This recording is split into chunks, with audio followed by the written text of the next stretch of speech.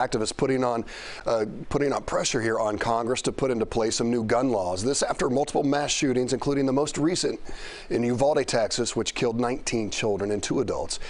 Tens of thousands of people are expected to meet at the Washington Monument today.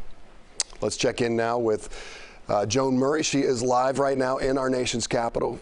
Actually, let's go to Joe. Joe Gorchow is live in Parkland with more on what's happening there. This rally got underway just about, what, a half hour ago?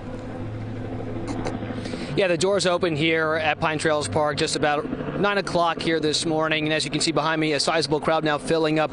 Farther away from the stage, we expect activist speakers and survivors and victims' families to share their message for the need for more gun reform. That's set to begin in just a few moments here. Now, I have been having a chance to speak with those that are here to support, some lawmakers as well, and I was just told by one of the state representatives, Dan Daly, that they were calling for a special session for more gun reform here in Florida to have laws against high-capacity magazines, expand red flag laws, also expand background checks, but that special session that they were hoping to get called for here in Florida was denied. Again, the message here is that there needs to be more done. Since 2018, when the mass school shooting here happened in Parkland, there was a bill that was passed, some gun reform laws on the books, but people here say it's not enough. And at the federal level, they want to see more done nationally as well. I saw a sign here that says a well-regulated militia, which is in reference to the first words of the Second Amendment, does not kill its children, and that's the message here today.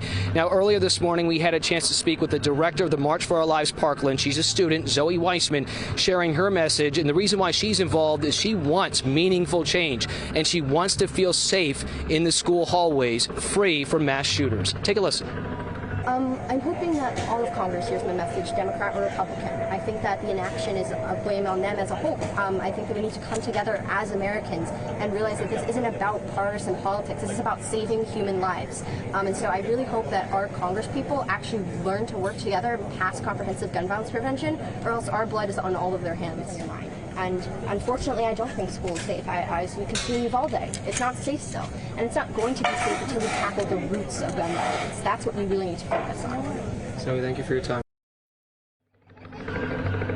And that's something we've heard from not just politicians, but parents and some kids here, that they ultimately don't feel safe in schools at this time. Now, we did speak with Congressman Ted Deutsch here from South Florida, and the House on Capitol Hill recently just passed some legislation. Now it's moving to the Senate on gun reforms, and he was telling me, in his words, this is not a partisan issue, that 80 to 90% of Americans want some of these meaningful changes to be passed through the Senate. So we'll see what happens next on Capitol Hill, but that's why people are here, Kevin. They want the words. They want people to hear their pain and what they've been through, and why gun reform is needed on a national level. And that's something we'll hear from a message standpoint throughout the day as people, again, open up their hearts and their minds to what they went through back in 2018 and what people still continue to go through throughout the country, with mass shooting still very much something that's a reality here in this country. And that's why they want gun reform laws in place. Kevin?